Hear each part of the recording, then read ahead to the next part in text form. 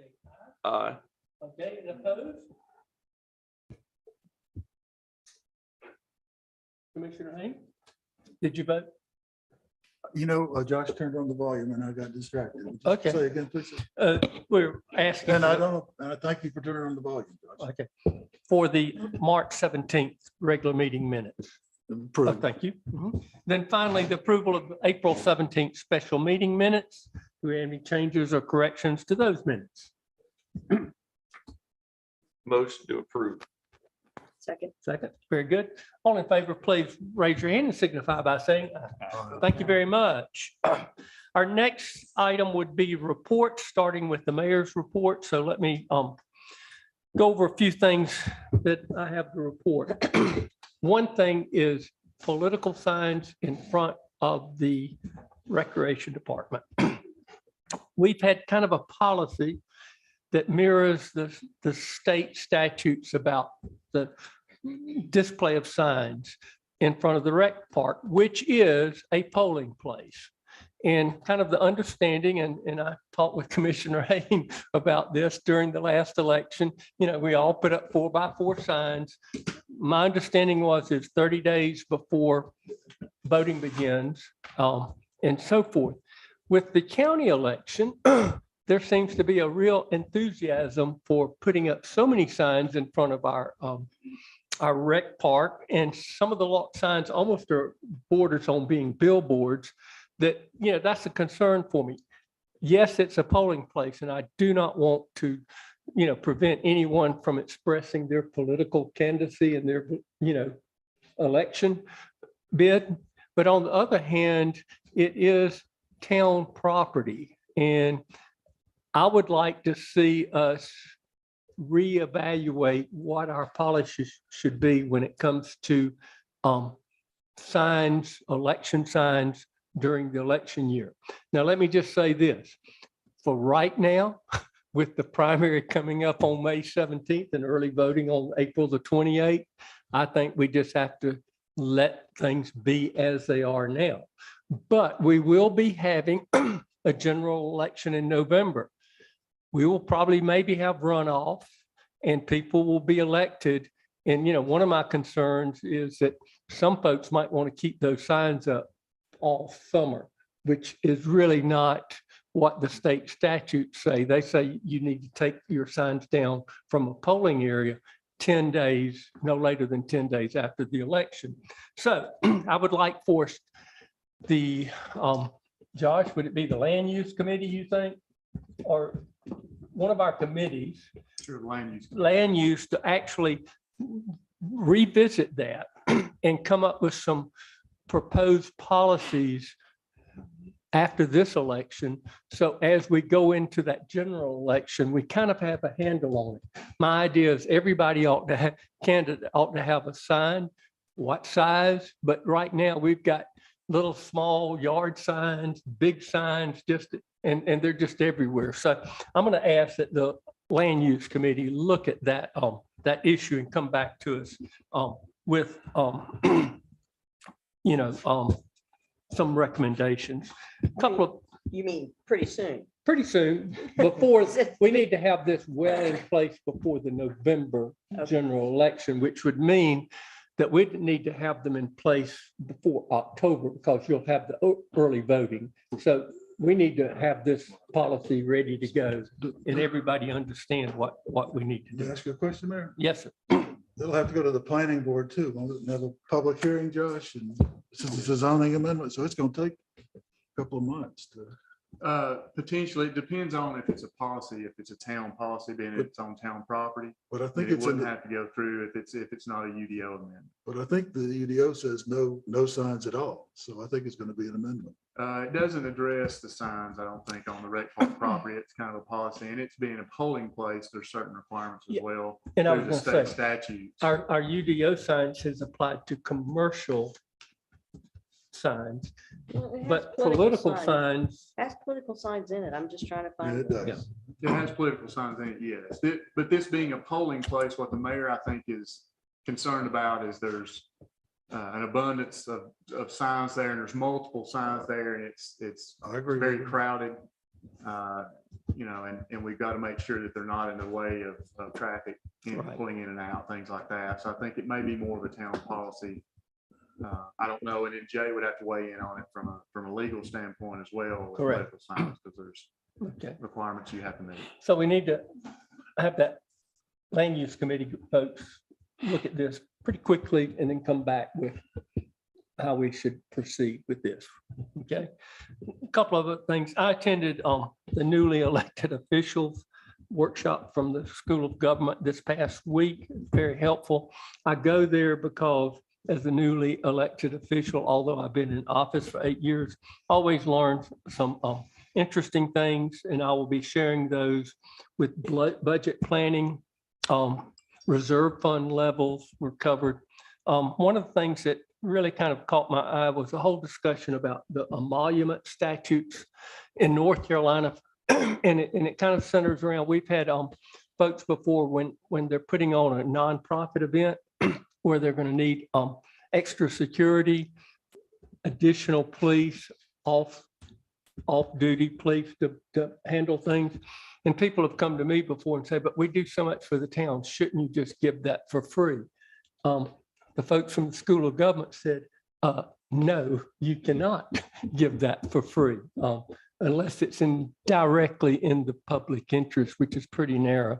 So that was kind of interesting. The other thing that worried me was they talked about gifts and everything, and they showed a basket of cookies with a Christmas bow on it. And I said, oh no, they're going to say we can't eat cookies that people bring to us at the office. The good news was they were saying, as long as you put them out for everybody, no problem.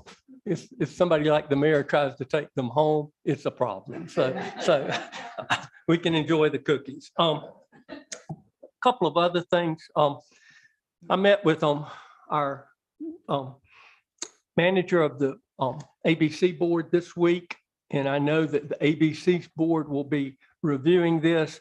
The state legislature passed a House Bill 890, kind of an alcohol drinking bill. There's going to be some things that the ABC board will need to kind of adjust and review, and I've encouraged him to meet with the ABC board and then kind of brief the board on what needs to be done. There's some other things in that bill. I was talking to people in Silva, and they're all ready to do what we call a social drinking district downtown. Good luck to them. That might be appropriate there.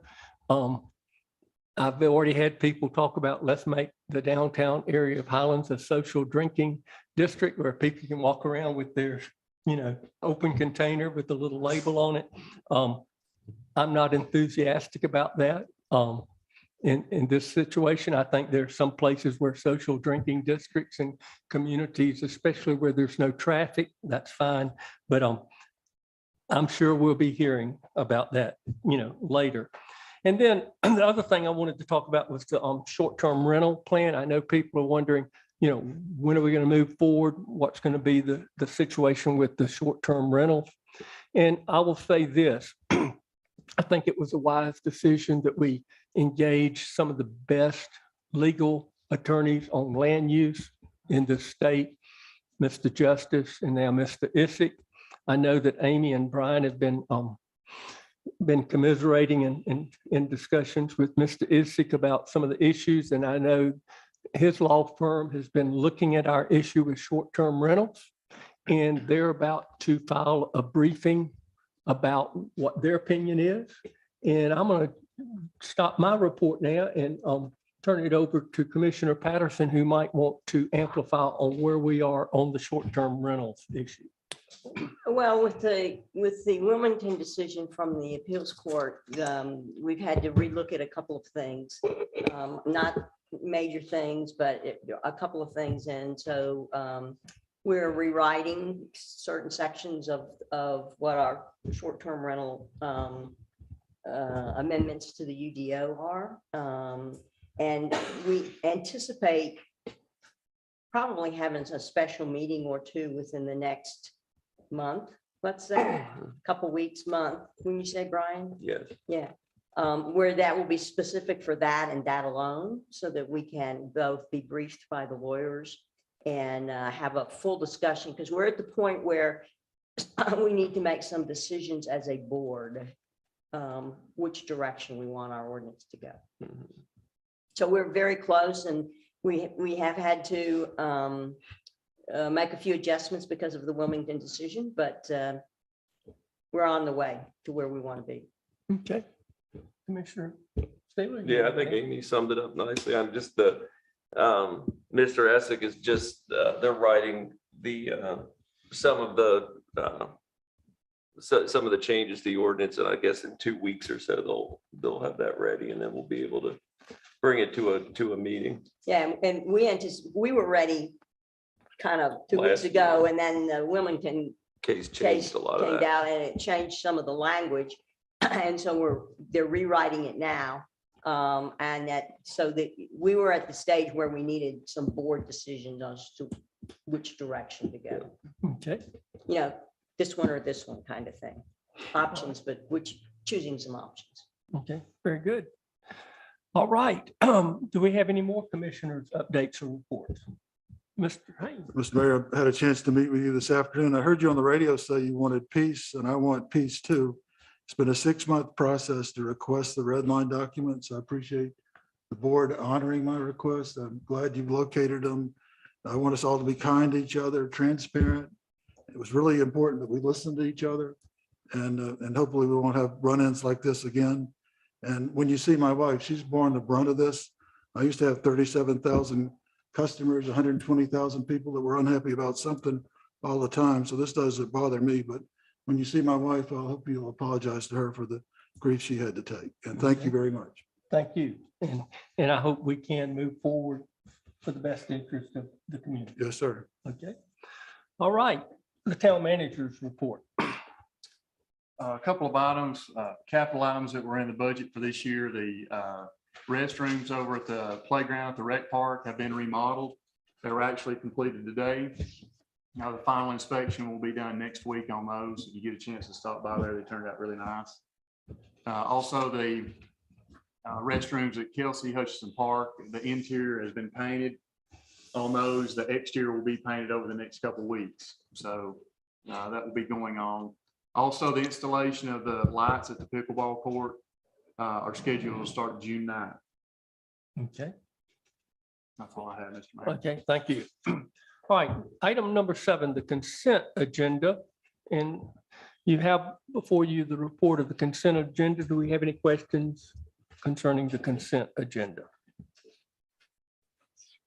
I'll make a motion to approve. Thank you. Second. All right, all in favor, please indicate by raising your hand and saying aye. Aye. Okay, thank you. All right, the electric utility, excuse me. Public hearing. Oh, I'm sorry. Thank you. Oh, I'm in a rush here. The item 8, public hearing, proposed rezoning of the Pine Holdings LLC B2 conditional zoning. Do I have a motion to open the public hearing?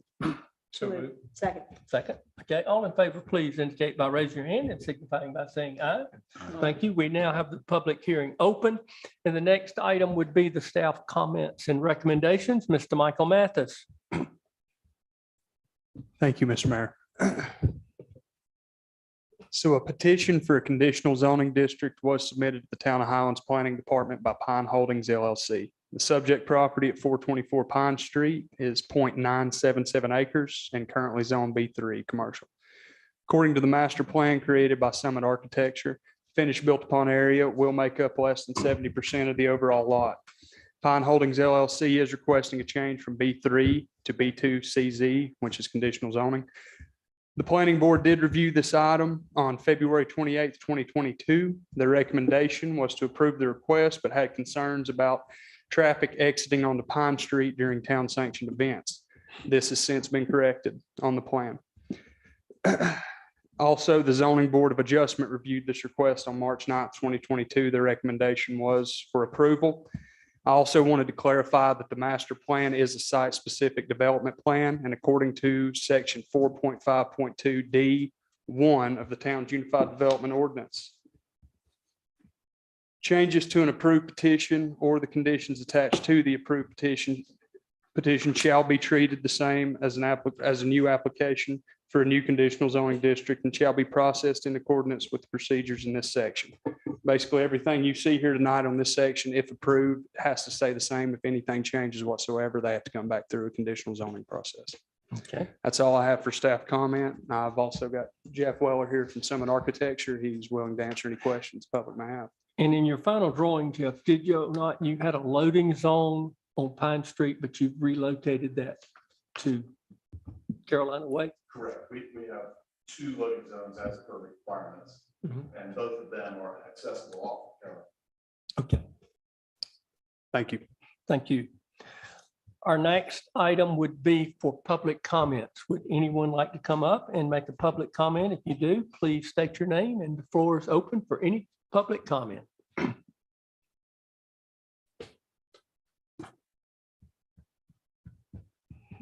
The floor is still open.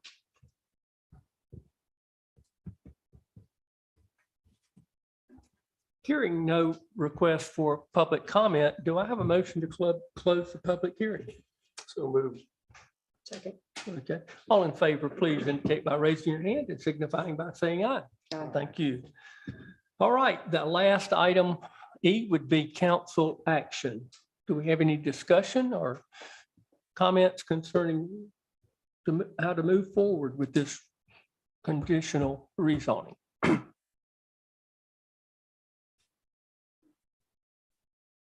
move to accept the staff recommendation. Okay, And I guess the planning board recommendation too. and the zoning board. Mhm. Right, I'll second that. there's a second. If you can make it specific to the maps and the certificate. And we need to mention the statement of consistency. Right. Would you be willing to amend your motion to include the consistency Yes, sir. in the map? Okay, good. In the map, yes. Thank you. Okay, all right. We have a motion. Hearing no further discussion. We had a second? Yes. We had a second, so I'm going to call the vote. All in favor, please indicate by raising your hand and signifying by saying aye. Aye. Thank you very much. All right, we'll move on. The next item, number 9, electric utility update. Kevin O'Donnell, who is our consultant from Nova Energy. I thought Kevin was going to Zoom, but I'm so glad that you're here in person, Kevin. So give us an update. Well, thank you, Mr. Mayor. Yeah, I've been in down at Western Carolina for the past couple of days, so this worked out perfectly for me. So thank you for having me back. It has been a couple of years pre-COVID. I've got a slide presentation that I believe I sent up about a week ago. I don't see it up They're on working on the it. screen yet. They're working on it. It's on its They're way. working on it. Oh, they're working on it. Okay. All right, thank you. Well, in that case, I'll go ahead. There we he is. go. Yeah, if you could go on to slide 3, then I'll go ahead and start on that one. So I'm going to be talking about 2 things tonight. I will try to be as brief as possible. I'm going to be talking about our solar rates because I know that there's been an interest in town recently about customers installing solar panels and having the town buy the electricity produced by the solar panels. I'm going to talk about that. I'm also going to talk about, be blunt about it, a rate hike. So we're going to need a rate hike. I'll get to that in a second. First of all, to the issue of the solar panels. I want to start off by first explaining the components of the electric system. And then once you see the different components, then you'll understand why I have designed the solar rate as I have. So electric systems, you've got the generation system that could be coal, nuclear, solar, wind, natural gas. You have transmission, which are the big lines that basically run up and down our mountains here and through the flat hills. And then you get the distribution, everything within the town. So if you go on to the next slide, solar power rates. So what I'm have been tasked to do is to calculate a solar rate for the town of Highlands. So when you think about a solar panel, what it is basically doing is it's producing electricity on top of your house or your place of business. And it's displacing the amount of electricity that Duke Power has to generate in our behalf. But when it's not producing electricity at night, for example, then we still have to have our distribution system up, because whoever is taking electricity from us, unless they go totally off our grid, which is still very hard to do. It's possible, but it's very hard to do. Then we still have to have our distribution system in place. So what I'm trying to do here is calculate the value of the solar itself. Now, on the next slide, you'll see me talking about net metering. That is probably a term that you have heard before. What that basically means is that for every kilowatt hour of electricity that is produced by your solar panels, it is netted against the electricity that is consumed in the house. So for example, if the home uses 1,000 kilowatt hours a month and its solar panel produces 500 kilowatt hours, then your net is going to be 500. 1,000 minus 500, it's going to be 500 kilowatt hours. Then that 500 kilowatt hours is run through our regular rate schedule, and the bill is calculated and sent off to the customer. So, some municipalities do net metering. Duke currently does it, but they're going to be phasing that out basically, or phasing it down, I should say, by 2026. And I listed some pros here. The pro obviously is it does encourage solar generation because it values the solar at a higher rate than I think it ought to be. The con is that the utility does not get compensated for the cost of the transmission and the distribution. Because even if in a given hour, the solar is producing all the electricity needed to power that home, you still have the wires up that are going to be needed to serve that house at night. So you still have those embedded costs associated with the distribution and the transmission system. So net metering will not fully pay for those costs of the wires. But again, there has been an environmental movement, obviously, and net metering has been a favorite. I personally don't recommend it, but that's up to the board to decide if they want to do net metering. It does encourage solar because you're going to value the solar roughly at 12 cents a kilowatt hour. And my avoided cost rate, as I call it, is about 2.7 cents a kilowatt hour. So it's a significant financial interest if you're putting in a solar panel versus what an analyst like me would be recommending.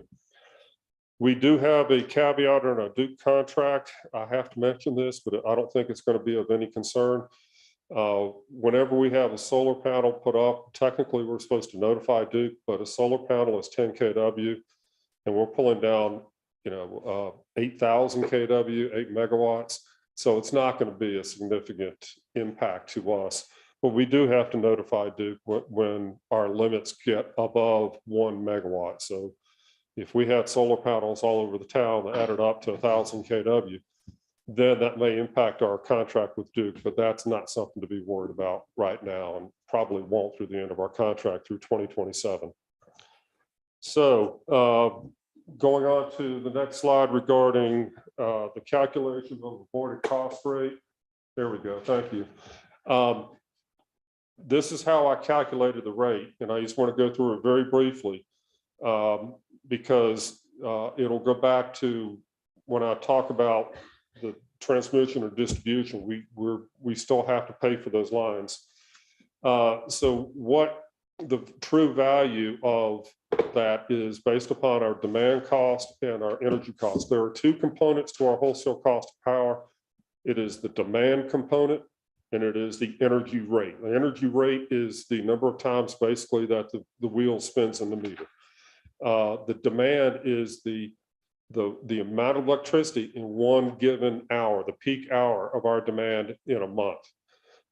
So there are two parts of our wholesale bill, the demand and then the energy. The solar typically is only it's only available for about 20% of the time that the entire system has to be available. So 20% of the 730 hours a month, it's only available. That's what they call the capacity factor. So what I did was I took really 25% times our demand rate divided by 730 by the number of hours in the month. And so I put that value of the demand in terms of dollars per kW, kilowatt hours. And then I added the energy rate to it. It's that simple. And that's what you call an avoided cost rate. And that is the true value of what that solar will generate. And by offering that solar rate, the town is still going to be compensated fully for its distribution and transmission costs. Again, it can be a town policy if they want a net meter. But historically, what I have recommended has been a rate that is not net meter and is calculated in the way that I just described. And again, that rate is about 2.67 cents a kilowatt hour. So what we would do is we would put a meter up at the solar panel itself, and it will measure the amount of electricity produced by the solar panel. Then we would put another meter down at the, where the current meter is for the house. It would measure the electricity that the house consumes. And we would sum up the total there, run it through our normal rate for that customer, calculate the bill. And then we would give them a credit, which is the number of kilowatt hours produced at their meter on top of the house with the solar, times this rate of 2.67 cents. And we just net out the two and we send them a bill. So that's how I calculate it. But again, it's a policy call in terms of what y'all want to do in terms of avoided cost.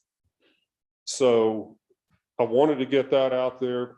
Josh has, I think several years ago, I sent him a list of steps for anyone who wants to install a solar panel in their house for the town of Highlands. There is a step-by-step process of how you go about doing that. And at the end of the day, what ultimately has to happen is that either Lamar or a certified electrician comes out and certifies that they believe that the solar generator panels are safe for the town of Highlands. And once that happens and all the other paperwork is done, then we enter into this process with getting the credit on the bill and so forth. So there are standards in place. We have them. It's just a matter of really the rate as to what y'all want to do on the rate. So I'm going to stop there and see if there are any questions in regard to solar panels and solar rates before I move on to the awful topic of raising your rates. I've always told people, and I hope I'm right, that if you want to save cost on your bill by having your solar panels, you're not consuming as much power. Am I not correct? From the town. That's true, but because it's netting off against the house. But the concern is that the town is not getting paid for the fixed cost of having the distribution in place. So if they put a solar panel up, we still need to put a meter up there to measure it and to add those kilowatt hours back to the meter at the base of the house so that we can get compensated for our distribution cost and to reflect the true value cost of solar. So technically you're right, but it's a matter of math and how we're going to bill it. And then we have costs, because as the mayor, I saw that check on Monday from Duke Energy, 25,000, I think, $600 transmission fees. Mhm. That's not unchanged. No, I'm going to talk about something else here that is. gonna And increase. also, and I know this contract is complicated, but they're going to bill us a certain amount of money for the generation that they supply us. In a way, there's a baseline that is not necessarily connected to how much we consume. Is that correct? For transmission, that's true. It's like for us here, town of Highlands, we have lines up all over town. And the amount of electricity that goes across those lines really doesn't matter to us because we got the fixed cost associated with the poles, the lines, the transformers, everything. Okay, put it another way. Let's say we have 200 houses that have solar and they're doing the net meter. Could they actually overall effectuate the cost we're having to pay Duke for power every month? Not for everyone. significantly. I mean, will it offset that amount of electricity? Will our bills go down? Yes. Will it make a significant impact at 200 kW with only a 20% capacity factor? Unlikely, just to be honest about it. It's unlikely. I have done, I have to be careful about how I'll say this because I do not want to, for legal reasons, as well as I guess for personal reasons, I don't want to recommend solar panels, yay or nay to a person, because I think that's somewhat of a personal choice, but I will lay out the economics to the people, to anyone who asks me. And then I'll tell them, you go make your decision on it. But people put in solar panels for a whole lot more reasons other than economics. Okay, well, let's put it this way. How much it cost me to put solar panels? Maybe 5,000 on my house? More like 10,000. Well, how long would that take me to make that back in savings on net metering and all that good stuff? Well, if you net meter, let me back up. Depending on the size of the panels, it could be 20 or 30,000. It's not going to be as inexpensive as 10, excuse me. If you net meter, probably about 8 years. If you don't net meter, probably 30 years. We looked at it and we decided we really needed the battery, you know, to save the energy, and the battery technology is not there. And then we had the neighbor's tree fall and hit the roof of our house, and we were glad we never pursued it, you know, so.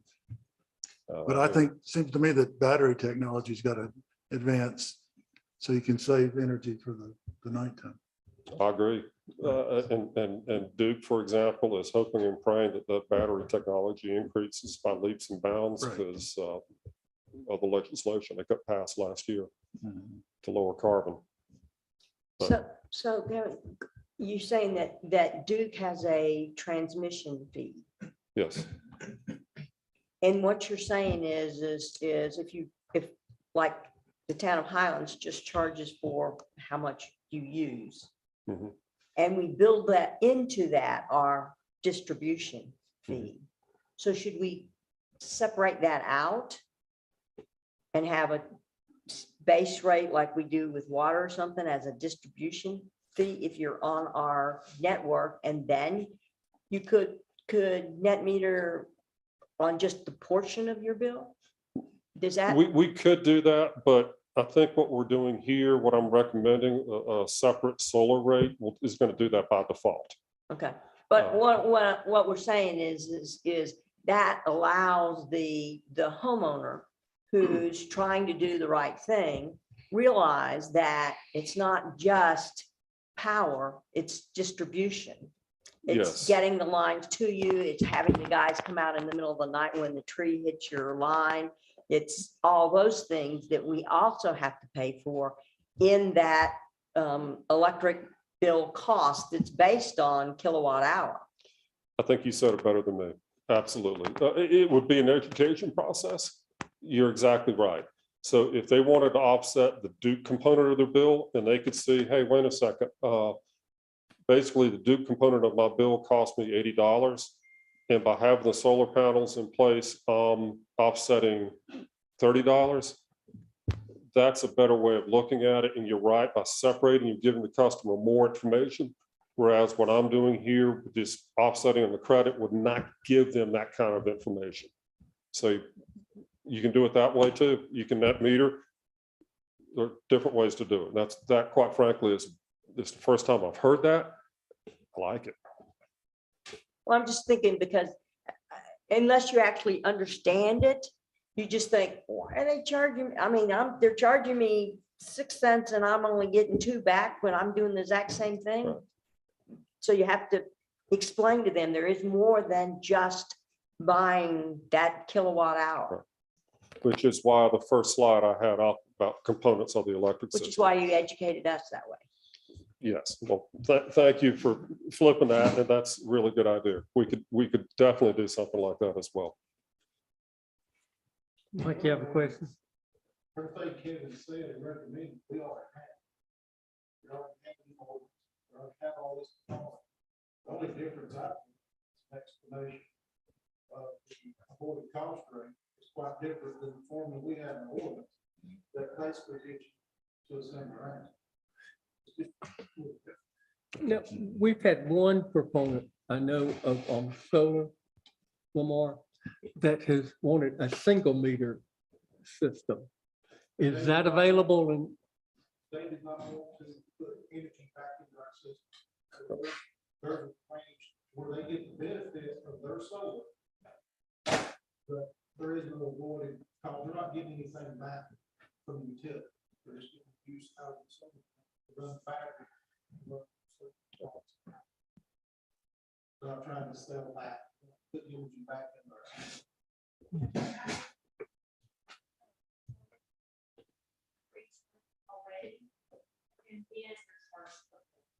Okay, so we already have that yeah, built in, So but we just don't say it that way. Well, if you actually look up on the internet, on the fee schedule, they start $20.30, and then it's got a kilowatt per hour. And it's versus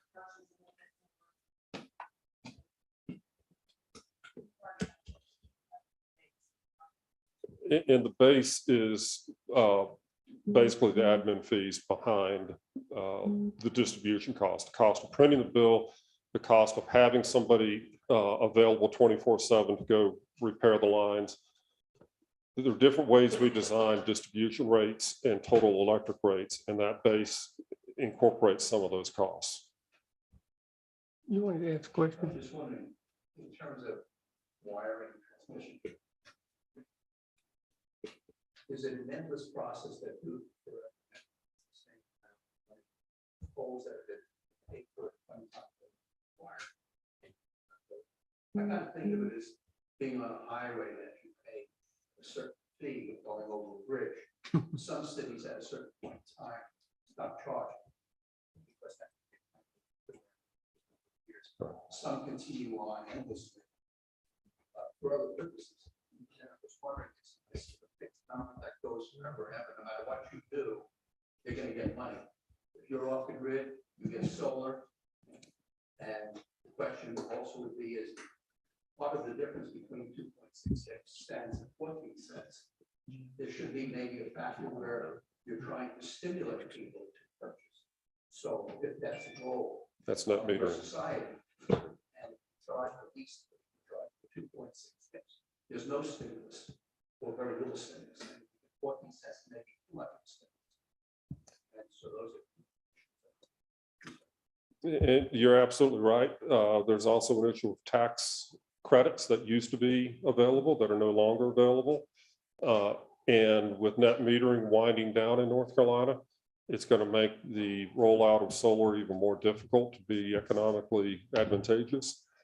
In terms of your first point in regard to Duke, the way that it is done within utility regulation, I've testified around the country for 37 years now on utility regulatory matters.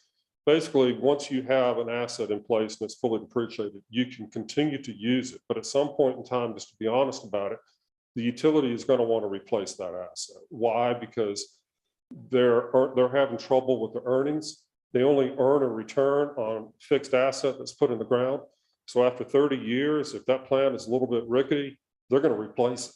That pole is a little rickety, they're going to replace it. And I don't mean the town here, because the town doesn't have the kind of financial incentive that Duke does. But long story short is that the utility regulatory model is not set up to be the best financial model being used today. It simply is, it incentivizes the electric utility to build plant and assets and to gold plate them. Let's be blunt about it. How many billion is Duke now investing in rebuilding their grid? Grid. It's over 10, I think it's now 13 billion.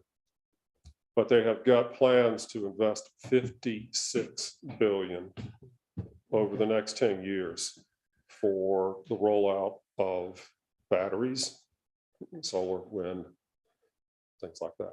Okay. But the utility regulatory model is I've made a living at it. I don't think it's in the best interest of consumers. And before you move on to that terrible idea of cost rate increases, one other observation I've researched is this is not a good solar zone, Highlands. Okay. With the rainfall and everything, we're lucky to get 3.5, I think, hours a day of really generatable solar compared to if you're out in Arizona or somewhere where you're in the sun all the time. You're right. It's totally different, totally different. I will say this, if anyone sees this on tape later on, or anyone here, if you have a question on how to calculate your bill and how to calculate the value of the solar and the payback period and things like that, Josh and Rebecca have my email, they have my phone number, just give me a call. I'm not going to recommend anything one way or the other. I said a minute ago, I don't do that, but I can certainly run the numbers for you and let y'all decide for yourself. And I'll be more than happy to do that if anyone wants me to. Okay. I just wanted to add, the reason I wanted Kevin to bring this up and talk to us today is we've had our first application come in, which I think the policy was adopted in 2012. Lamar, is that right? And so we've had our first application come in. Actually, it's completed. I talked to the county yesterday evening, and they've inspected it on their end, and then we'll have to go inspect it on our behalf. And so at some point, we're going to need to be able to bill them properly. So that's why I wanted Kevin to come in and update everybody on our policy and how it works, and then what we're going to have to do to get them the proper bill. Do we have any problem with their generating and putting it back into our system? Having our electric crew working on lines that we don't know whether we can turn Yes, off? and that was the concern Lamar had, especially this being the first one. And so Lamar, I'll let you update the board on that. So contracted with an electrical engineer to review their plans, A to Z. And he had some modifications, recommendations. They changed their plans to his recommendation, which would be honest with you, pretty much, and not really relevant to the safety. But we went through that process. It's not very expensive for us to do. And once we do set this thing in motion, we will be testing. To make sure that it doesn't backfeed and that we know when it's supposed to be coming this way and it's coming back that way, we're off. Yeah. Okay. All right, well, now comes the worst part of my job here. Y'all know what the price of gasoline has done in the past year. I'm here to tell you that the price of every other commodity in the energy industry has doubled as well. So when Duke put our rates in place at the beginning of this year, they really were looking, their forecasts were in November. And at that time, natural gas was selling for about $4.25 an MMBTU. It is now $7 an MMBTU, and it's gone up as high as $8 an MMBTU. In 1 week, last week, I was in the middle of nowhere, Utah, when I went off the grid. And I came back 5 days later and the price of natural gas had increased $1.50 per MMBTU. I'd never in my life seen anything like that. Thought it was wrong. But in any event, Duke is having to pay these costs. We're going to end up paying these costs. Bottom line is that I am 99.9% confident that we're going to see a significant rate increase at the end of this year, beginning of next year. So what I'm here to do is to recommend that we increase rates. So I'm going to go real quickly through natural gas cost increases. And I do specifically want to alert y'all to something on the next slide that says natural gas cost increases. Spike at the very end of 2020. I just want to alert y'all to a problem North Carolina has. And it's a very serious problem in my view. North Carolina is one of only a handful of states that are served by one interstate natural gas pipeline. It's Transco. It goes up and down Interstate 85. As little as 2 years ago, we were supposed to be served by 3 interstate pipelines. Duke and Dominion canceled the Atlantic Coast Pipeline, and now Mountain Valley Pipeline, which is owned by NextAir, Florida Power Light, and a couple of other companies, they're hung up in the courts. So what happened this past January is things came to a head in North Carolina and Virginia and a little bit of South Carolina. Prices boomed, $18 an MMBTU in the month of January. Again, North Carolina has a real serious problem. We have a growing state. We know about Toyota, we know about the Vietnamese car manufacturing. We have tremendous growth in the state of North Carolina. But we have, as evidence on that graph, a real problem with natural gas, a serious problem. And no one is really doing anything about it. All I would like for y'all to do is, if you're talking to a General Assembly member, tell them that, hey, you heard that there's a real problem with natural gas in the state of North Carolina and our ability to grow. And the reason that this is important to us is because without any new pipelines, and where Mountain Valley Pipeline is 97% complete, it's hung up in the courts. It will take 2-3 months to complete it if the courts will allow it to go through. Then some of that capacity shortfall on Transco will come off and our prices will come down. But electric rates are dependent upon the price of natural gas, not only the commodity itself, but also the capacity, the ability to bring that natural gas into the state of North Carolina, because there is very little electric transmission outside of North Carolina that we can get. So we can't very easily go down to Georgia and bring up power because transmission constraints on the electric side there. We can't very well go north into a competitive market called PJM because there are transmission constraints there. So we are electrically constrained, and now we're with natural gas, we're constrained as well. So North Carolina has basically become an island to itself in terms of energy cost. And our costs are going to increase going forward. So you see that spike, it's dependent upon weather. I hope it's not that bad next year, but I'm willing to bet that it is. Next slide just talks about coal. It's doubled in the past year, and uranium, it's doubled in the past year. And then my forecast for Duke right there, no one at Duke gave me these numbers. But I've been doing this for so long, I know what we're looking at. And our capacity cost, it's the fixed cost associated with Duke, they're going to go up at least 35, probably 40, 45% over the next 10 years. Can I interrupt you? Would that be their retail customers? Retail customers are going to see a higher rate increase than we would. Okay. They're looking at 60, 65 at the minimum. And these are numbers, by the way, I gave to the North Carolina General Assembly. When Duke would not give any numbers, I had their model, and I calculated it for myself. And, was speaking at the General Assembly and gave these numbers, but I stand behind them. It's their model. But in any event, so regardless of the fixed cost associated with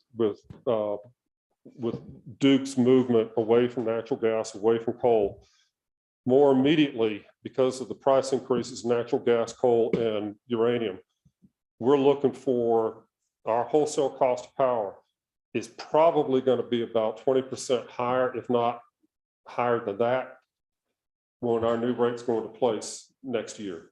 The only thing that will save us is if there's a lot more drilling of natural gas immediately that will bring the price down. But the forward markets are saying that's not going to occur. So what I'm here to recommend to you is that we be proactive, and we can wait and we can increase rates probably in the neighborhood of 20% or 25% at the beginning of the year, or we can take a little bit of the bite of the apple today and do 10%. I'm recommending 10%. And so you'll know my towns down east that take power from the Kings Mountain Energy Center, which is not Duke, but they took power in a competitive market. I recommended increases in their rates of 15% 2 months ago, and I'm not done. I'm probably going to be right back in front of those boards recommending another 15 or 20% within the next few months. So, Mayor, that's it. One benefit of being with Duke is the fact that their rates change once a year. That's a benefit in times like this. And we're able to get out ahead of this increase. That's what I'm recommending we do. Let me make sure I understand when you say year. Our year is our fiscal year starting July 1, and Duke's year is starting January 1. Correct. Calendar. Okay, so you're recommending in that 6 months between the start of our year and the start of Duke's year, we increase it 10%, because by January, Duke is going to be increasing it 20%. Exactly. Exactly. I'm just trying to get out ahead of it. That's all I'm trying to do. And it's a whole lot easier saying 10% than it is saying 20%. That's what we're looking at. It's a market dynamic. It's Ukraine. It's COVID, lack of inventory. It is the worst I have seen in my career in terms of all these things coming together. Perfect storm. It's a perfect storm to hammer every energy commodity out there. Can we put this on the May the 5th agenda, the budget workshop? Sure. Yeah, this is just, the warning shot has been fired at us. I want to ask a question, and I'm going to use 15-year-old terminology, but what's our peak day? This month?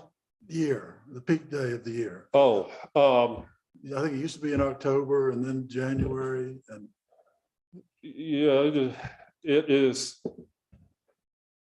going to be based upon, we're on a 20, well, that's not what you asked me. Our peak day is either going to be in August or it's going to be in January. And then the second question is, what is our demand charge? Is that the right terminology? Yes, it is. I have to go back and look at that. I want to, boy, I have to be careful about that because Duke considers those rates to be confidential. Well, that's what we're paying for. We're not using. This is the demand charge. You pay for the peak day. You got to have the capacity there. I used to run a wastewater plant, and so I was always, when we get close to it, we go start up the generator. And yeah, you're right. I mean that's yeah. So what the total system for Duke, all the generation, all of everything on that side of it, that's what the demand cost. Well, if we could do something to lower the peak hour, peak day, something that would help if we knew what it was. That's where the money is. And the note that I had in this presentation, there's a 1 megawatt cap as to what we can do to lower that. Mm-hmm. Now, that doesn't stop anybody from doing what they want to do at their homes. Right. And one thing I'd recommend to everyone that they do, if you have a space heater, one day when it's plugged into the wall, don't put your hand in the socket, but put it near the socket and feel how hot that is. Yeah. And what that is that's electricity being pulled out of your wall.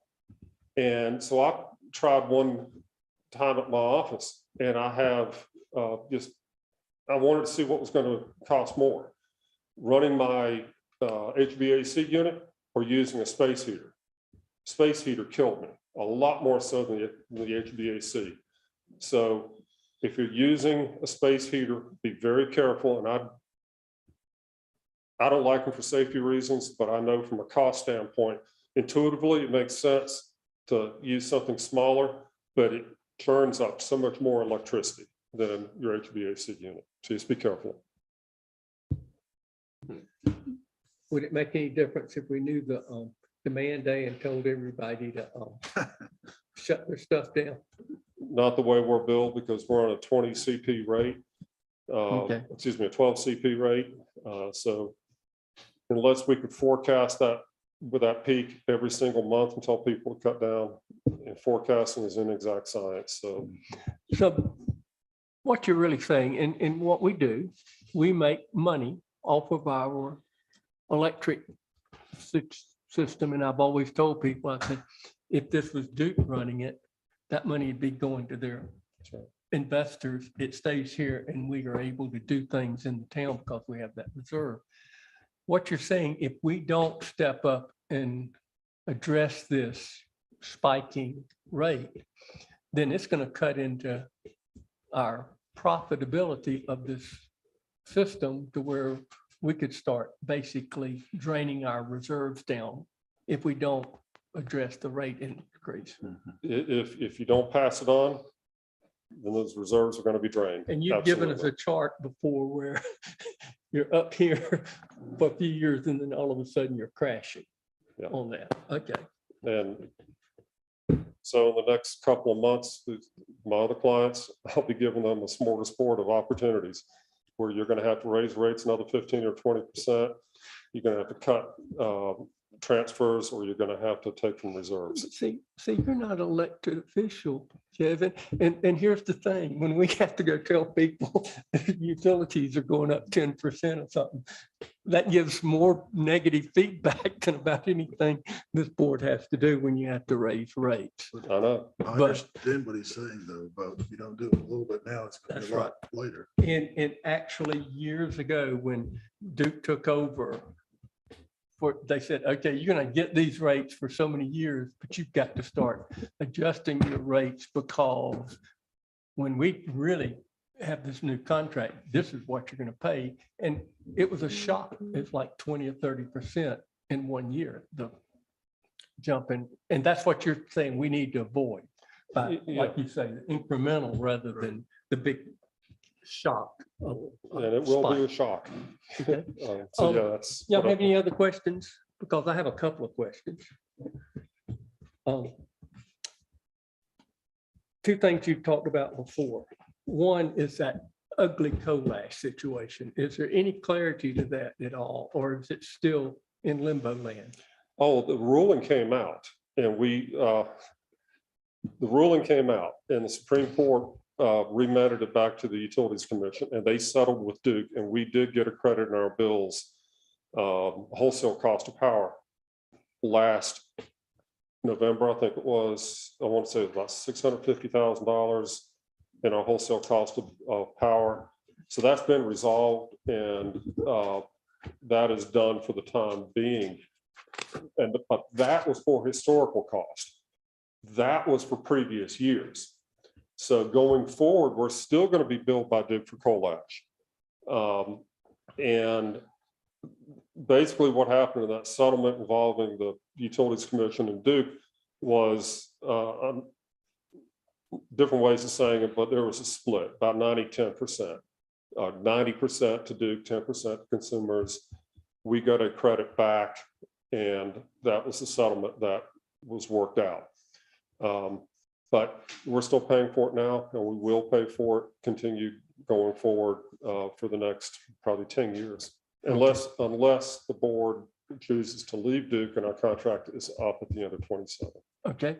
And my other question was, you came before us previously and said the legislature was talking about, I think, well, the only way I can describe it is like Georgia natural gas, where they let people buy gas from all these different companies through the same pipeline and so forth. And you're talking that there's a feeling in North Carolina, instead of just Duke supplying power, that people in Highlands and everybody, you could go with one provider or another provider. What is that model called?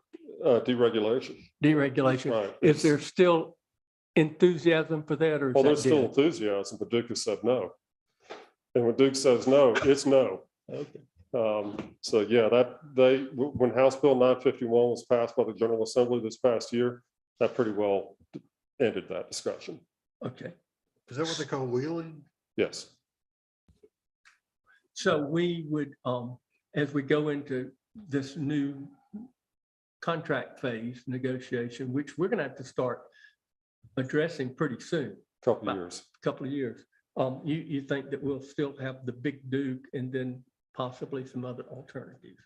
Kings Mountain Energy Center, run by Carolina Power Partners. I've got 5 clients that take power from them, one of them being Western Carolina University. They're out there. Duke is out there. Maybe a couple of the power agencies, Power Agency 1, maybe Eastern Power Agency. But the problem we've got here is that we're still on an island. There's not enough transmission capacity really to bring power in from anybody else. That is something else. Try not to talk a lot, but North Carolina needs to be in what we call the Regional Transmission Organization, an RTO that would allow us to have greater access to transmission, to generation outside the state of North Carolina. But again, Duke has said no to that. Okay.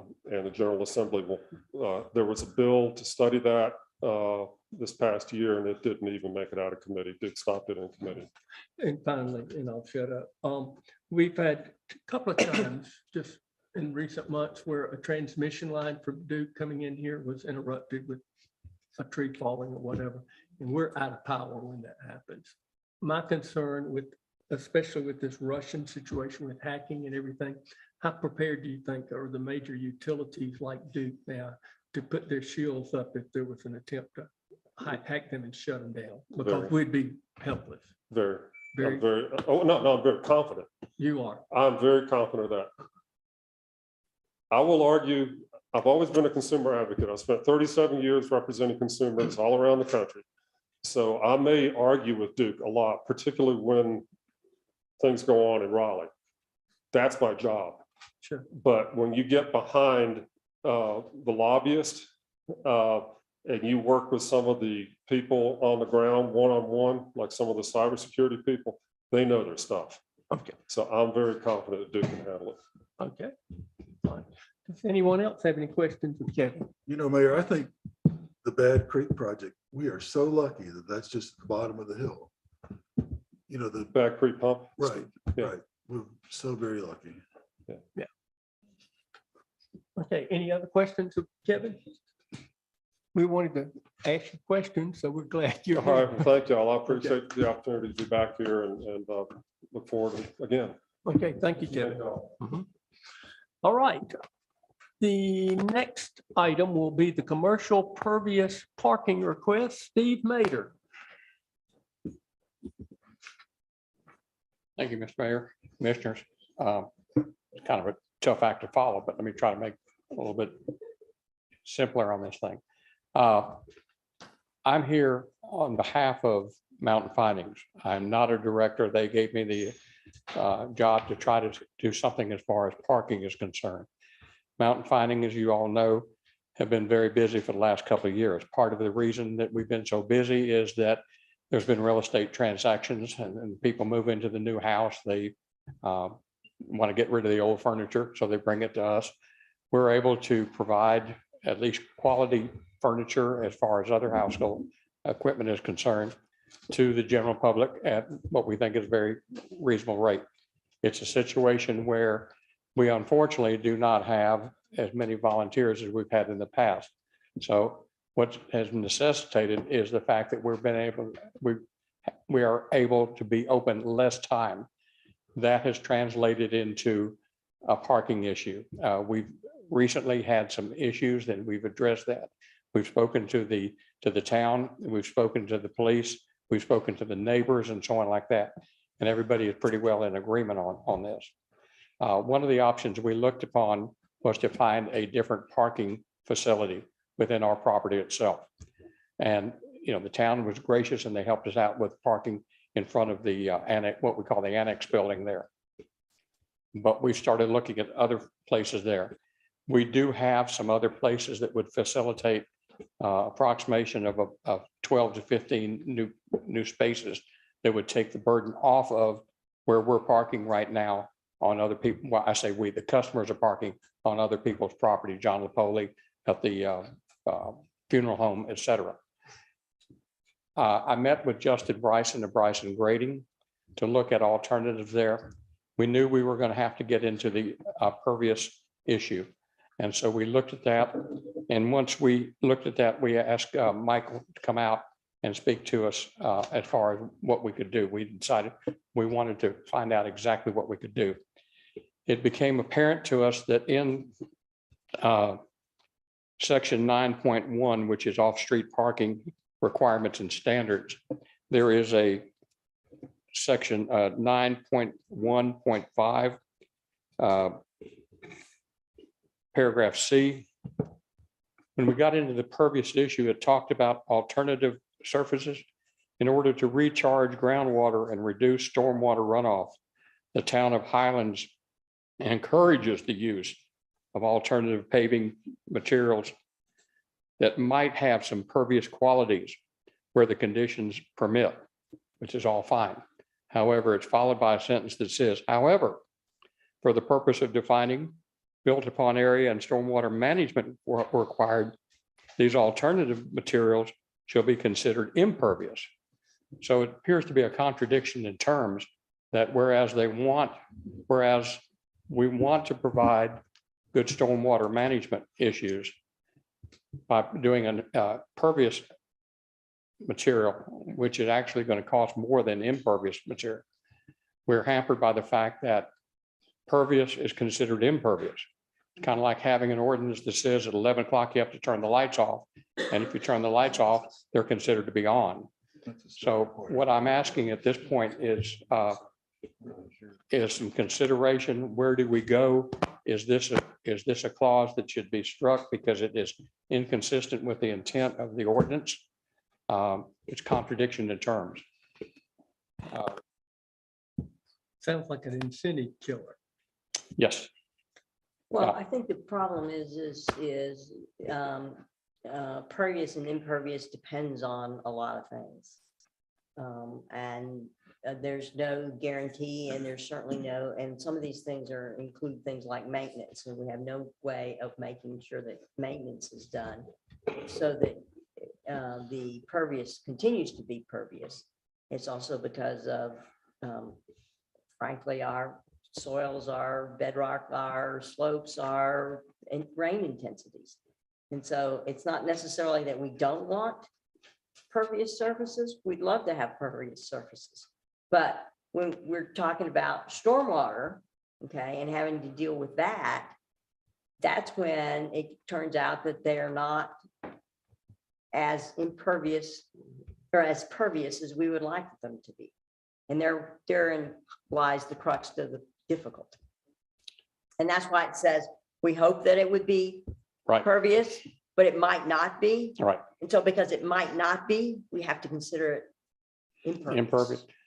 In speaking with Justin Bryson, he talked about areas where they would do the grid work underneath and then the gravel or the pervious to get it into the ground as opposed to doing asphalt and letting it run off.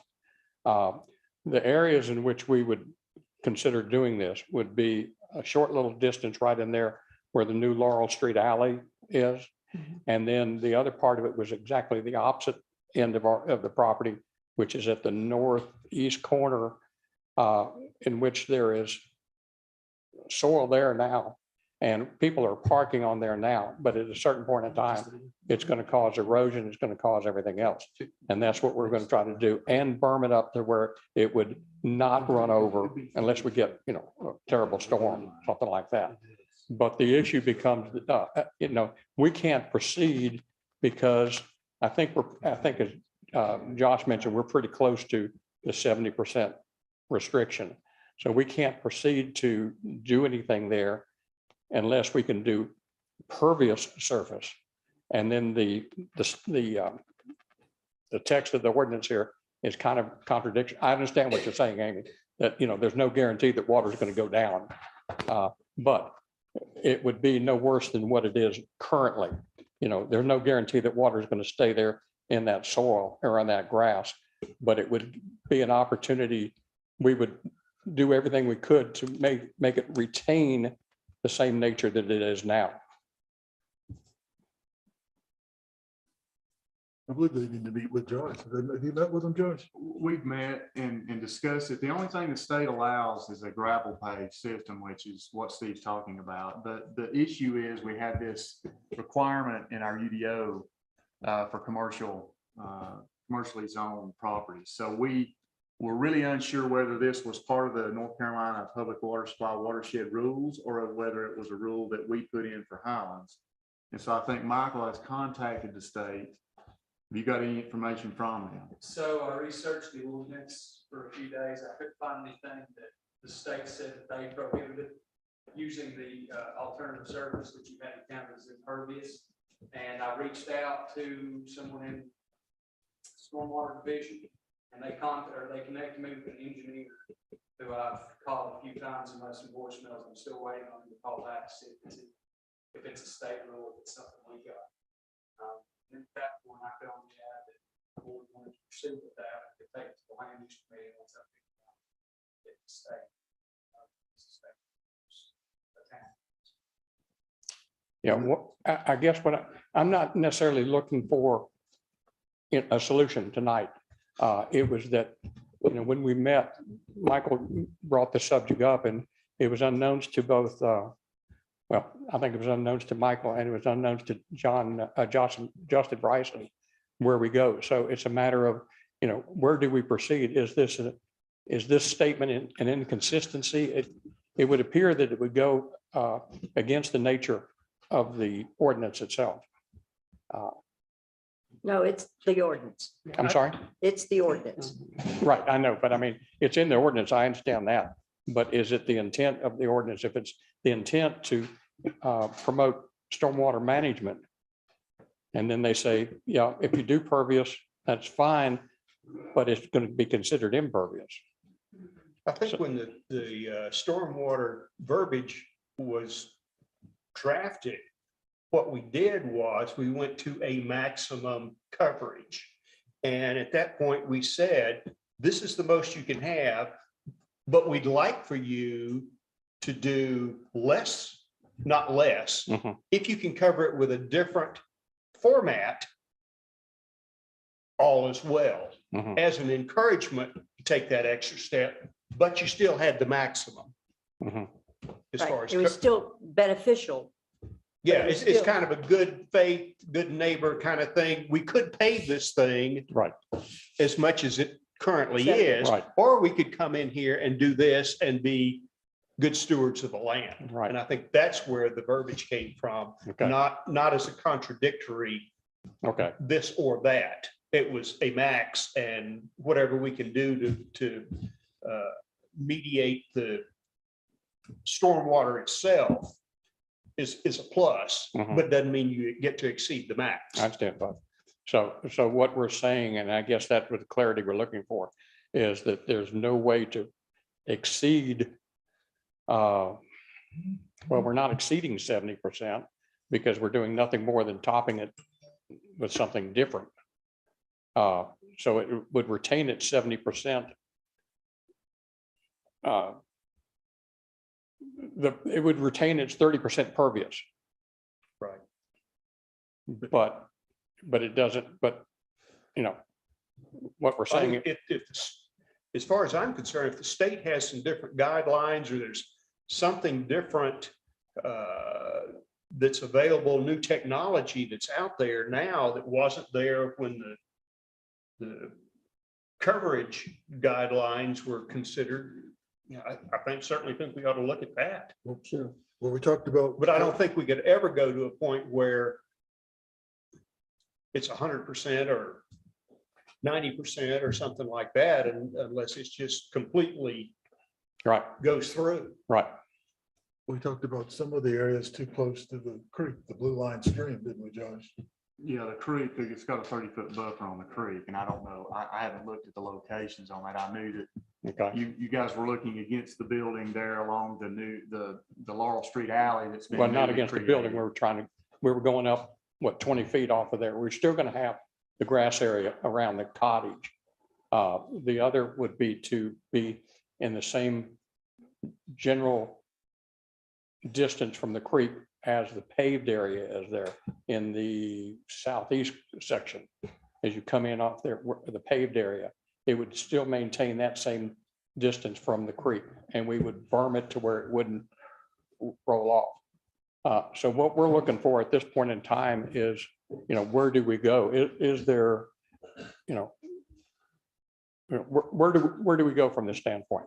Because we're trying to gain parking in order to be able to facilitate being open and raising the money for the 42 some odd charities and organizations we do, but we don't know where we go. Is there an opportunity to remove the asphalt that's there, define the parking places, and put in concrete strips, like some driveways? Right. I know we have a couple of homes around that have the parking strips because they've already exceeded the land coverage. So rather than pave the whole thing, is there an opportunity to pull that up, put in the parking strips and define it, so people aren't trying to squeeze in? I mean, they actually use strips. I think from what I'm reading in here is that would still be considered part of the 70%. Because what we're trying to do now is we're not trying to increase our 70% impervious. We're trying to make utilization of the 30% pervious so that, we can park right now on the grass, and sooner or later, we're going to have ruts and everything else. And we don't want that. We want to be put in something in there to where it won't be rutted out. It won't look bad. It will facilitate the parking there without destroying the stormwater management that is occurring. So we're not trying to, I understand what you're saying is you put in Just just, the coverage is based on, not on the fact that you can park on the grass. The coverage is based on what's asphalted. right. And we're trying to do something that is non-asphalt. Pull it all up and let everybody park on the grass. Well, but if we pull it all up and we have to put something in there from the park on, the ordinance says it's the same thing as pervious. So pulling That's it what up the and putting ordinance down. says. That's where you are. I'm sorry. That's what the ordinance says. That's where you are. No, I don't think there understand. is anything that you can. I understand. And as Michael said, is this, was this a misconception within the No. ordinance or whatever? No, Okay, I think Buzz explained it very well. yeah, And the fact is many of those things were tried and tested in the coastal plain, entirely different than 500 miles away in the mountains. okay.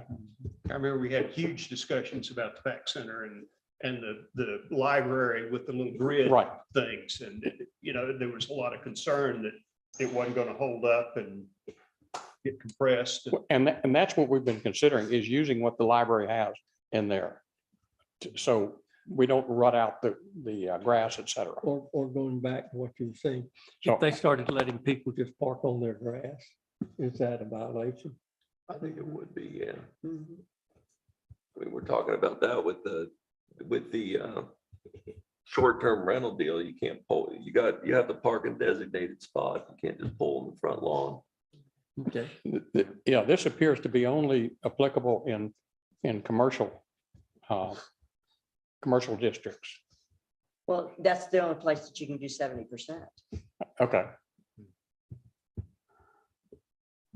So I guess my question at this point is, where, if anywhere, do we proceed? Find more volunteers.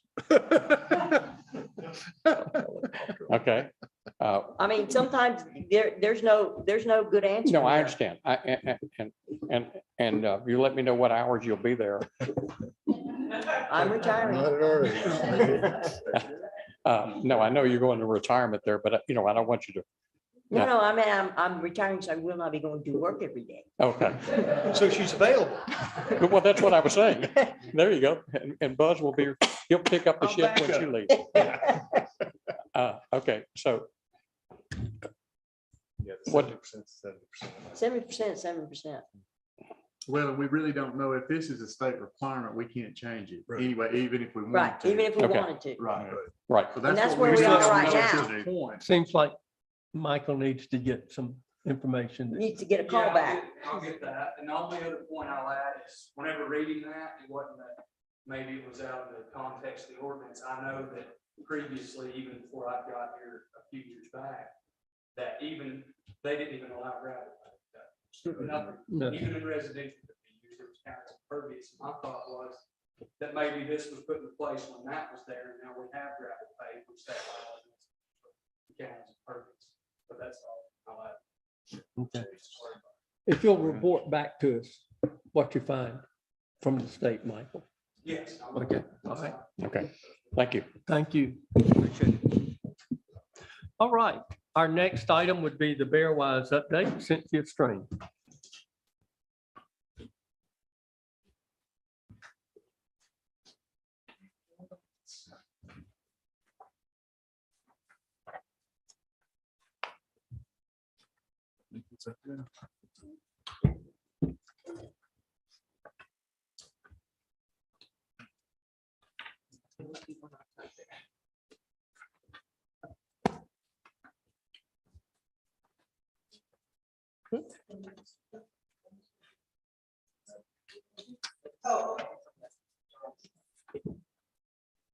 Oh, good evening.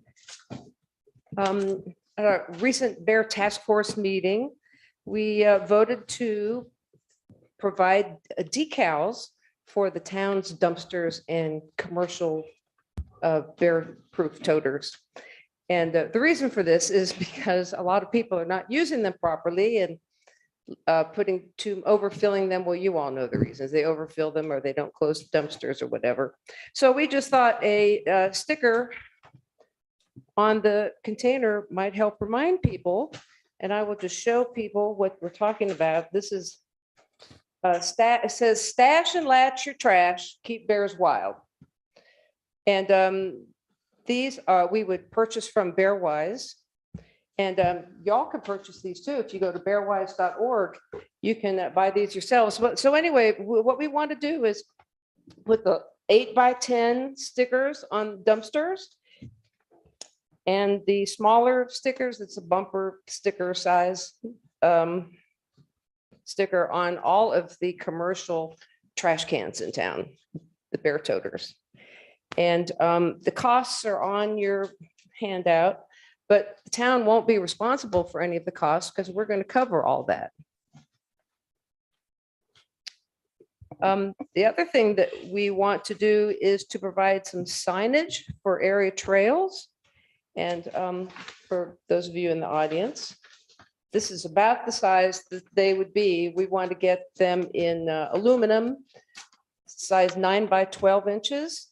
And the reason for this is to help people who are, we get a lot of visitors in Highlands who don't know anything about bears. And we just want to explain to them some things that they can do to avoid problems with bears. I think this is a really important thing to do now that we're a Bearwise community. And we want to do everything we can to prevent problems with bears. And I'm just wanting your blessing on this project. Now, as far as the signage goes, the signs would actually go on the Greenway trails. We already have permission from the Greenway group to put them there.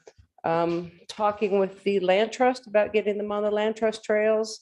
From my conversation with Josh, I don't think that the sign ordinance is going to be an issue, but I'll leave that up to you all.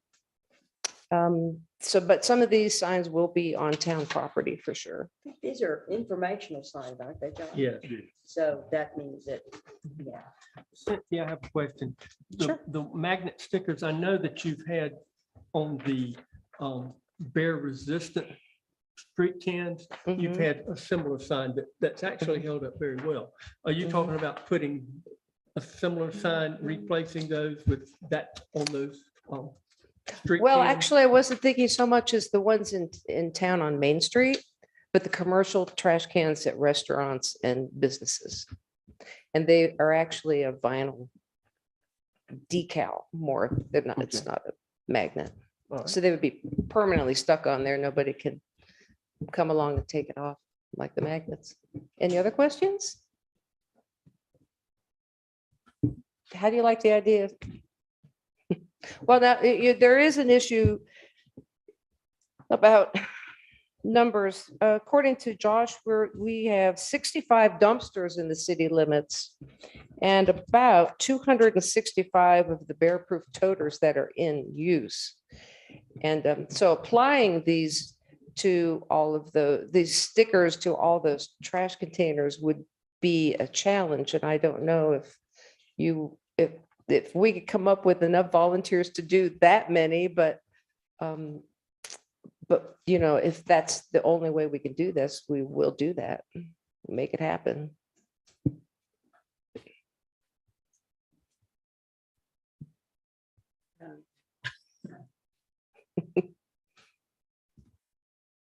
I mean, it's not a big deal to go around town and put them on the dumpsters. Lamar, what do you think about the commercial? Well, so you don't see a problem with it? Okay, right. What'd you say, Lamar? I didn't hear. Might not help it work either, but And I don't think our guys have the time, obviously, to stop and put the stickers on there. And if they did, I'm afraid they probably wouldn't be as straight as they need to be. Yeah. Yeah. That was my thought. That was my thought. And you know, I'm not sure how we would work that out, but I think we could work that out. I mean, if we got your approval, you know, we would get together and try to figure out a plan of action. Okay. I don't see any problem. Have a motion that we approve them putting these out in the town? So moved. Second. Second. Any further discussion? All in favor, please indicate by raising your hand, signifying by saying aye. That's done. Thank you very much. Thank you very much. Okay. All right. The next item would be the chamber lease agreement. Kay McCann.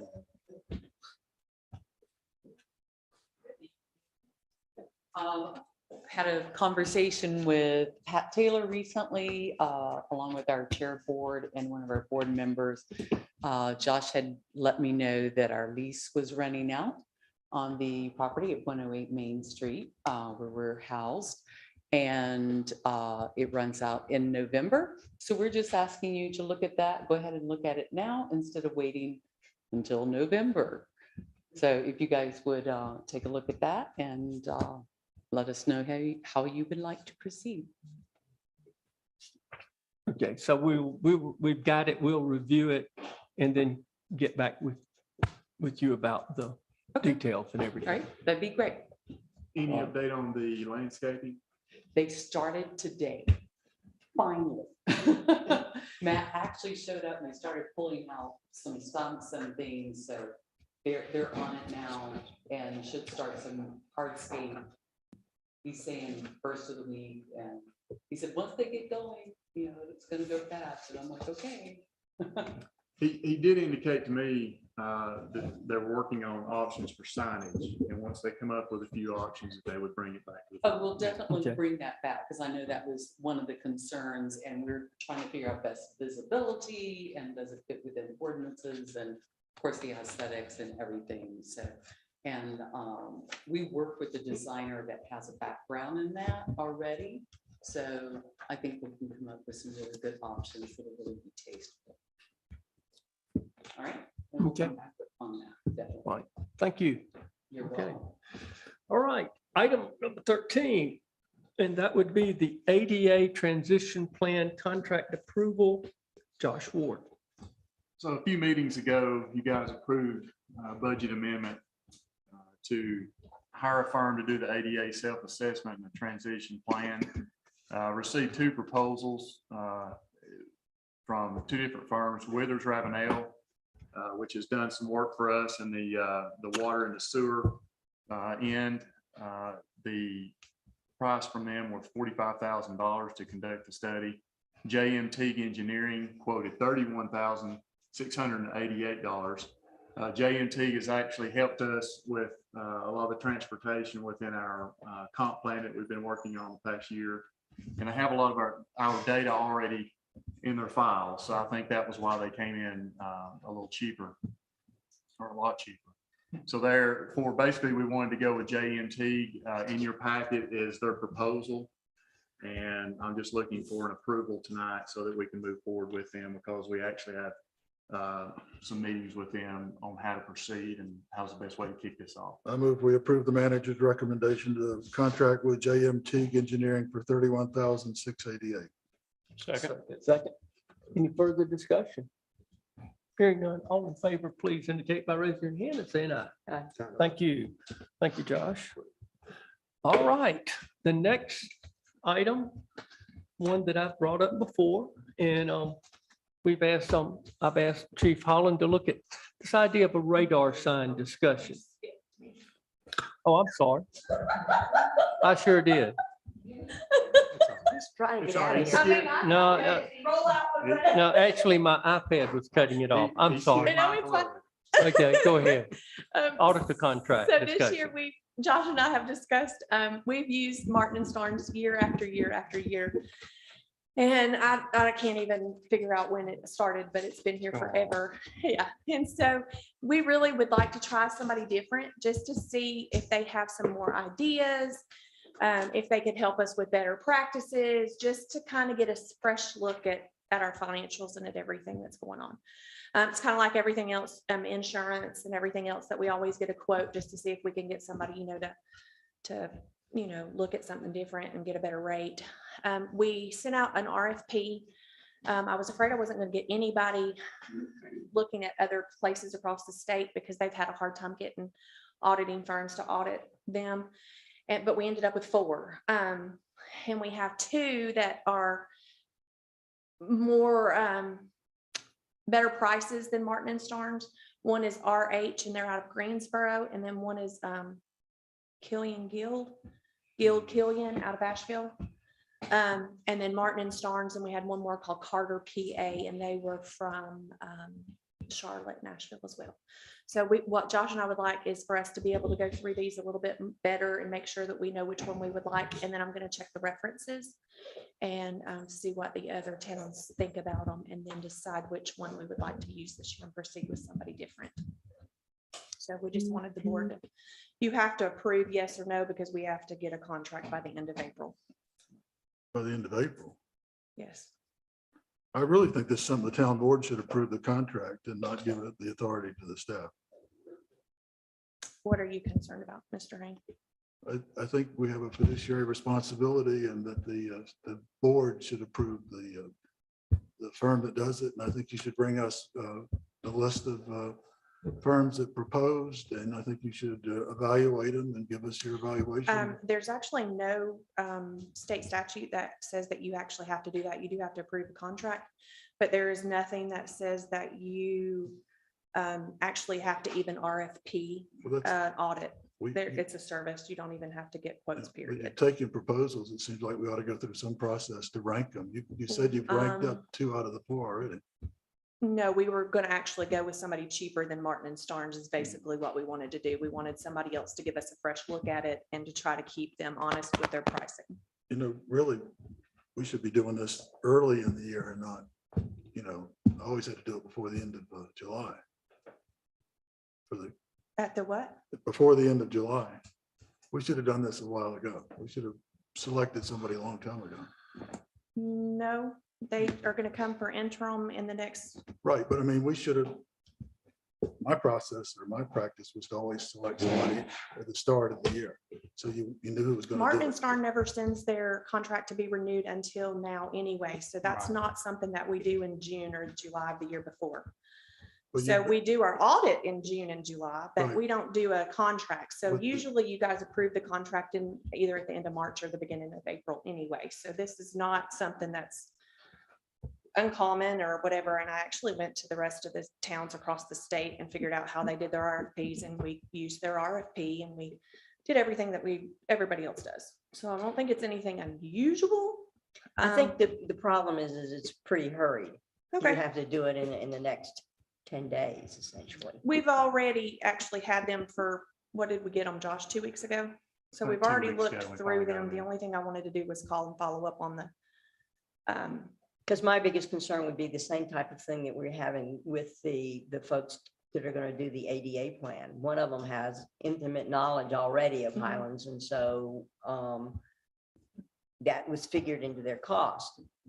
The new firms are going to have to get up to speed that Martin Starnes already has, and so is that a additional cost? Do we have other it is costs, or is that a not flat the- rate cost, or it that is kind of thing? not, it is a flat rate cost. Regardless of how much time it takes for them to Yes. figure out our books. Yes, because the RFPs listed out everything that Martin Starn does. Martin and Starnes also bid on the contract as well, and they're all pretty close with each other. And so they Yeah, are pretty well And straightforward. I don't necessarily really have a problem with this, but I'm kind of with Mark. I think it should have Okay. been done in an earlier time. Okay, Well, well, we really just wanted I'm not to, sure whether that means that we can't do it this year or not. I'm just saying, honestly, best practice would have been to do it, to give us an opportunity to. I look at totally things. copied what the rest of the places across the state did in their RFP and used the same dates that they did. So I don't know that it was.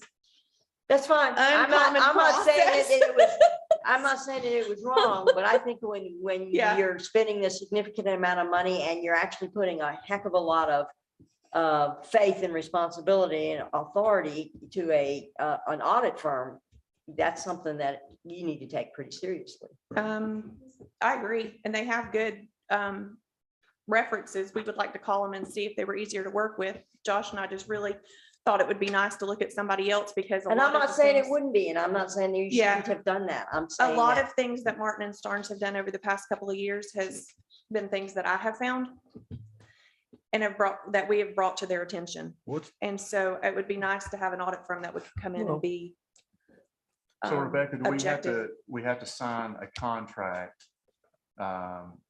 Is that a statute by the end of April? Yes, could we have a special meeting, get the staff develop a recommendation and bring us a recommendation? it's probably the easiest, quickest, best, cleanest way to do Yeah, it. that's what we're gonna have to do, yeah. Yeah, and we Have a can do special that. meeting, next week. And can we? Go ahead, I'm sorry. Go ahead. I'm sorry. When you say they're pretty much the same, are you talking dollars cost or, wise, yes, or, cost wise. okay. I will say this from my elected officials workshop, and they were talking about budget and everything, and they do recommend that you change auditors every so I often agree. for that fresh look. Yeah, I agree. I just don't want to do it in a week. And again, it wasn't the way we, set it up to be put in front of you the last minute. I think what happened, our audits presented at the end of the year. yeah. We discussed this, we got out the RFP, took a while to get everything back. And we've had to digest over the past couple of weeks to get it to you. So it wasn't on purpose, but it just turned out that way. Yeah. I think the best way to do it would be a special meeting next week. Yeah, we can okay. get that to you. Yeah, you. let's do that. We just didn't think there was a problem. I'm sorry. No, no, no. And two, Everybody learns from every experience. There you go. And you will, we'll send out each one of them. You got those Okay. electronically. You can send those. I don't You have them don't have them electronically, Okay.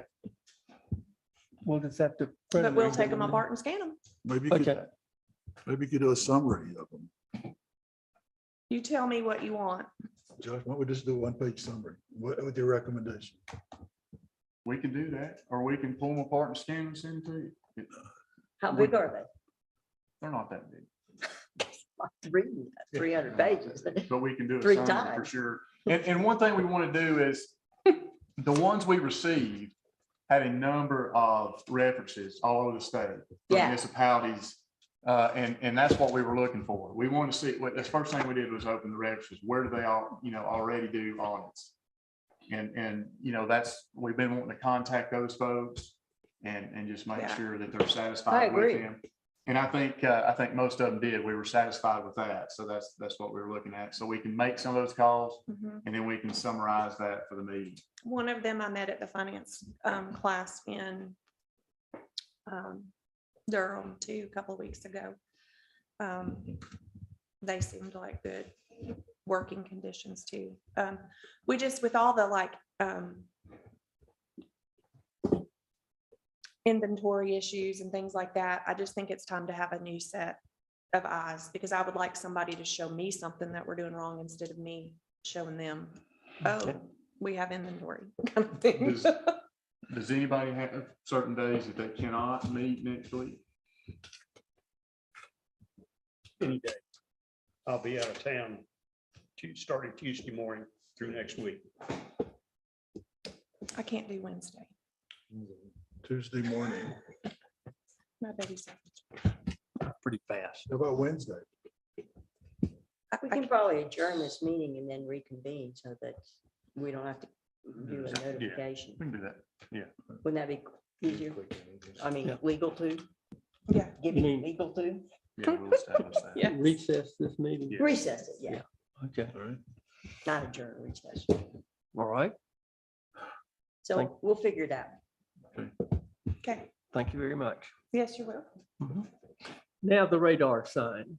I've asked Chief Holland to come and do a presentation on radar signs.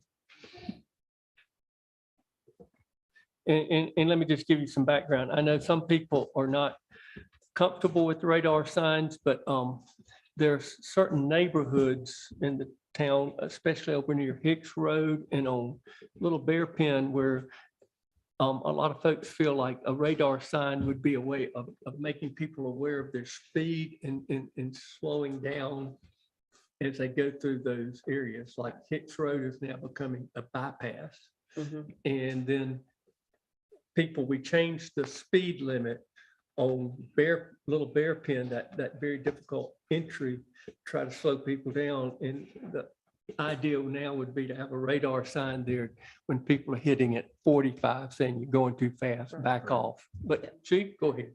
So, basically, why do we need radar signs? Just a few bullet points. Speeding in residential neighborhoods is the most common citizen complaint for us. So, it creates danger to pedestrians, bicyclists, and children. Law enforcement cannot be in every place at one time.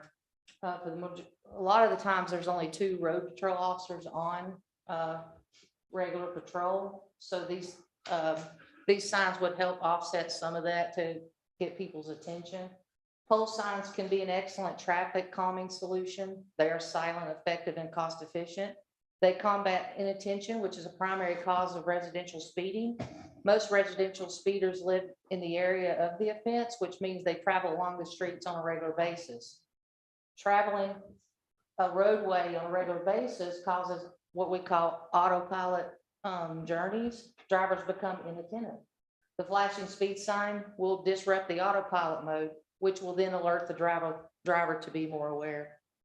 Replacing batteries for a battery operated radar sign will cost approximately $150 every 4 to 5 years. Obviously, we know costs are going up, so I would say that would probably go up in the 4 to 5 years the way things are going.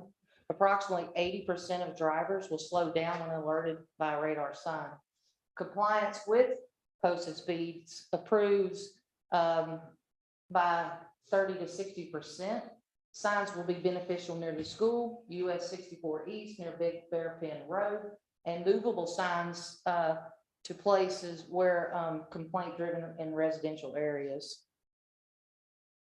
There are battery, solar, and electric signs. The electric shall be AC hardwired, permanent mounted to an existing pole. We'd probably use those around 64 East, Hicks Road with the assistance of Lamar. And we would, like I said, it's permanent. We wouldn't be moving those and around probably the school area.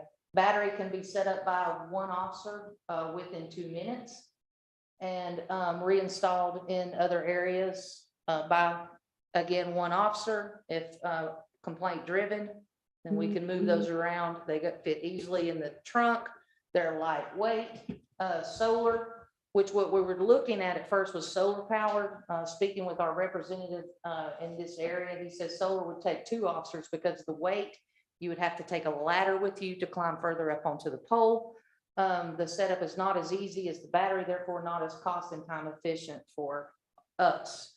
Pole mount radar signs show vehicle speed and warn motorists to slow down by flashing lights. Their excessive speed or warning messages. They are often deployed, obviously in schools, neighborhoods, accident-prone areas, location where bathing speed limit is critical. Many devices on the market also provide for speed data collection. We're not really looking at that. We're just looking to slow the traffic down, but those are out there. Simple. As you can see here, that's kind of what we would set up for with a, so the fixed ones or permanent ones would put it on an existing speed limit sign if it was there. This cost, it says $6,000. That's incorrect, and I'll show you. We were initially given a higher price, but I found them at lower price. Again, non-portable. 6,000 is for solar or for We're direct? not even going with $6,000 price. I had someone else do that PowerPoint, that one, and they went with the top dollar price is the most that you would pay for one. So that's why I'm skipping that part. Again, AC hardwire, we took the top amount price, but I'll have a cost sheet in the next couple. And that's just an image of what that would look like in the school zone. So you see here at TAPCO, about for these, that's the solar for about $3,250. I have a quote from Treetop Products for $12,000. That's for 4 of the radar speed signs. That's, I can't remember if that was the solar or the battery. Either way, they're about the same price. The difference a little bit for the solar battery that we would request to get another battery, so that we'd always have one in the docking station. That way, if an officer goes out, the battery's dead, run by the police department, grab another battery, stick it in within a matter of minutes, and put the other one on. And that's it. So I was talking to Rebecca about our budget. Initially, I think Mayor and I, Mr. Hayne, talked about maybe putting this on for next year. We do have it in my budget.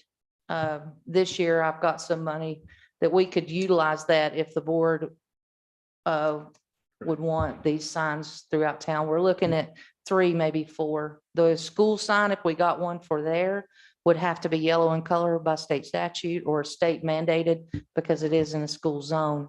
So we've had a permanent one there, permanent one on Hicks, permanent one on US 64 East, or Permanent one both ways? probably, I would say coming around the corner from Cashers, because when you're coming off Big Bear Pen, that one curve right there is very difficult to see. Yeah. So I would say the facing Cashers coming into town. Hicks Road, we don't have to mount a permanent one there. We could always mount a one that's removable, but I think permanent would be good. So around 12, 13, I was 14,000. saying Hicks Road, you'd probably need both. We ways, could, too. yeah. And so now we've got enough to get like 3 or 4 if we wanted to do that. I would like to get one that is that we could transition from neighborhoods, as well as the permanent fixtures, some permanent fixtures too. And then complaint driven, then we could move those to complaint driven areas. Are you talking solar? Battery powered. Or Battery power is battery. going to be easier for us to transition from neighborhood to neighborhood, to move it. He said it would take 2 minutes. One officer stick it in your trunk. We could have that there at the police department each day. I mean, day shift, that's so easy, day shift. And it's going to be a lot safer than our speed trailer too. We'll still utilize our speed trailer, but sometimes that's difficult in residential areas to get that thing posted up and situated. There's not many parking places, that we can keep it off the roadway or out of somebody's yard or property. So what are you asking for exactly? I'm just asking if the board is interested in us I was in wondering, purchasing. is there a dollar amount you want us to approve? That's Nope. what- I just wanted to, before, I think Chief Harrell at the time had mentioned to the board about radar signs, and I think the board was not on board with putting these kinds of radar signs up that shows people's speeds. Personally, I don't like them. I think that they're effective, like when you first put them up for the first month or so, and then I think they just sort of like blend into, they kind of get lost in everything and you stop looking at them. So I'm just personally not a big fan of them. Sure. I think we have to do something in the neighborhoods on these blind curves. It's just very dangerous. So I'm very much in favor of going ahead with it. And maybe we could do more later. I hope we don't do more. That's why I brought it before y'all, because I wasn't gonna go order anything and then. Okay. So you say you have money in your budget, you could start. Yes, kind sir. of a Beginning program. Yes, sir. Okay. Where in, explain where they would be erected. So- Are these just on, Wherever we could find a pole that's, I would obviously get with Lamar. We would have to put, so the ones for the would be permanent for the electric, where there's an existing power pole of some sort. The school, we would utilize probably the pole over there. The school, we could always use the solar one, but it's got to be yellow. And then US 64, I'm sure that we could find something out there where we could get into the power. Lamar. Okay. So you're talking about the permanent ones are hardwired into the Yes. power, not battery. Correct. So you're talking about the. Hardwire. Yeah. AC wire. and Yeah. And the battery ones would be the. That was what we would keep in our Transport, patrol cars to transport. Yeah. Or police department. They go dark when there's no traffic. Is that correct? It's radar, so yes, when, you can set the speed, so if you wanted to set the speed, if it's a 35-mile-an-hour zone, you want to set it for 40, then they'll start flashing at 40. To Yeah, let but I people mean, know when- your speed as opposed to. what It the speed doesn't limit just go to 2 zeros when there's no traffic. I I'm think it thinking would go about, black. Yeah. I will make sure of that, but I'm pretty sure the ones I've seen in Franklin it only will, once the radar hits it, then it'll flash. yeah, I only see them when they start flashing. Yeah, so you probably need to take They heed always to that. Exactly, and I You might wouldn't need to want take that in my pictures. neighborhood at 1 o'clock in the morning. I'm trying to sleep and lights go Right. through the window No. and all that kind of stuff.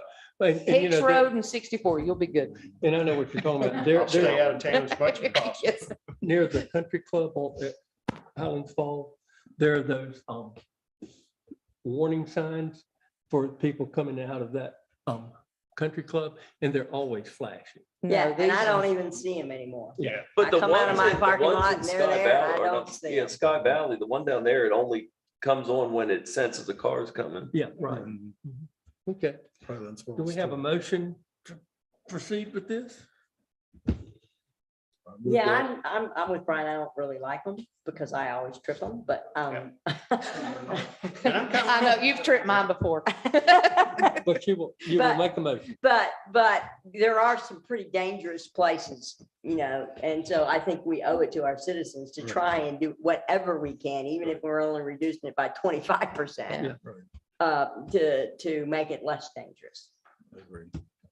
So yes, I'll make a motion that we authorize the chief to whatever is within this year's budget. Sure. And then we can look at if you need anything more for next year's budget. Second, Do we have any further discussion? Hearing none, all in favor, please indicate by raising your hand and signifying by saying aye. Aye. Oh, thank you very much. Thank you. Thank you, Brian. I'll support And it. Amy. Okay, thank you, Chief. and Buzz. All right.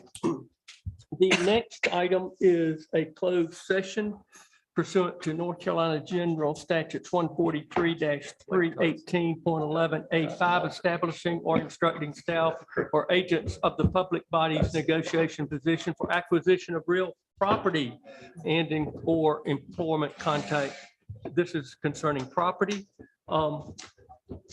And discuss acquisition of real property for public parking.